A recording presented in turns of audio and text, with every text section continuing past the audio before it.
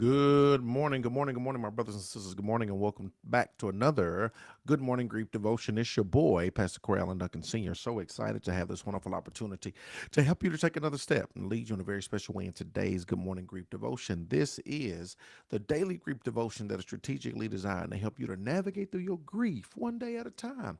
What is grief? I'm so glad you asked. Grief, my brothers and sisters, it is the natural, normal, and necessary response to loss, change, and transition that results in the expressions of feelings and emotions. That grief is what you feel on the inside.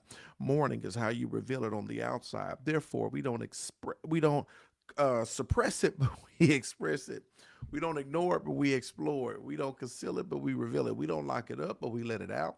And that's why we shout good morning, because morning is a good thing.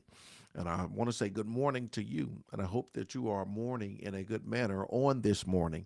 And I'm excited to lead you in today's grief devotion. Today is day 202. This lesson is for me and for you. We're going to talk about my grief is heart based. My grief is heart based. Let's get to it. Grief is primarily an emotional and spiritual journey.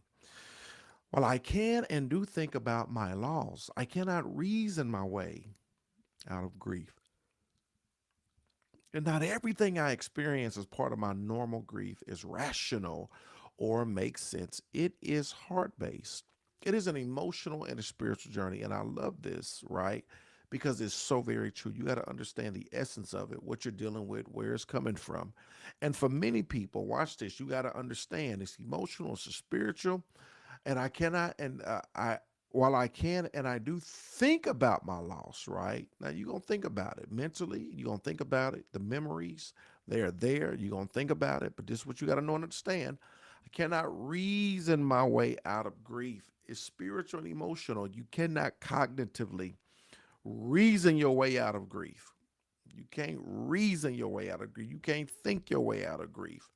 Not everything I experience as a part of my normal grief is rational or makes sense. Everything that you experience as part of your normal grief, not everything is rational, not everything makes sense, right? You got to know this and you got to understand this because some of us are so cognitive that we don't understand the emotional and the spiritual part.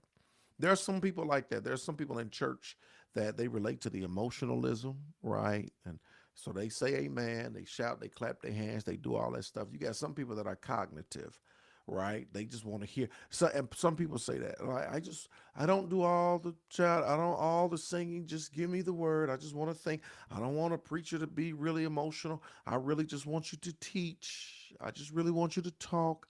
I just want to think about it. And I ain't mad at you. I get it. But when it comes to grief, you got people that are a mixture of all that when it comes to church and the word. Some people are emotional, some people are cognitive, some people are emotional cognitive. I'm mixing it together. But when it comes to grief, for all of my cerebral people, for all of my cognitive people, listen to what I'm saying.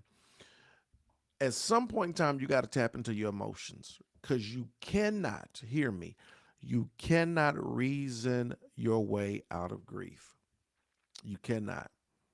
And not everything I experience as part of my normal grief is rational or makes sense. Not only can you not reason your way out of grief, excuse me, but everything that you experience as a result of your grief is not going to be rational and it's not going to make sense. Do not try to rationalize when it comes to grief. The word courage comes from coeur, the old French word for heart. I am mustering the courage to deeply and authentically feel and honor my grief. I am mustering the courage to deeply and authentically feel and honor my grief. You got to feel it. You got to honor it. Period. You got to feel it. And that's the temptation. The temptation is for us to not feel it, to suppress it, because we don't want to feel it. We don't want to give ourselves permission to feel it. So the temptation is to suppress it. That's where we don't want to go. I'm also learning that it's easier and quicker to understand the fact of a death with my head, right? So we will think about it. We'll try to understand the death with, you know, our head. Only over time and through befriending my grief am I coming to truly understand the loss with my heart. I want y'all to hear that. I'm also learning that it's easier and quicker to understand the fact of a death with my hand because we think about it and we try to reason, we try to rationalize, we try to make it make sense, we try to go through that process with our head. But this is what happens: only over time and through befriending my grief am I coming to truly understand the loss with my heart.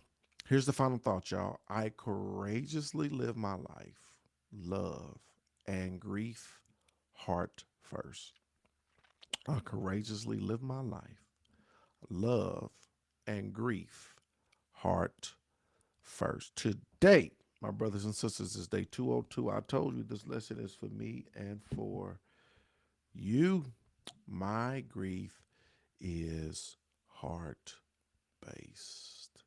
Hey, it's your boy, Pastor Corey Allen Duncan. I love y'all with the love of the Lord. Continue to hang in there. We gonna make it, y'all. Small steps lead to great distances.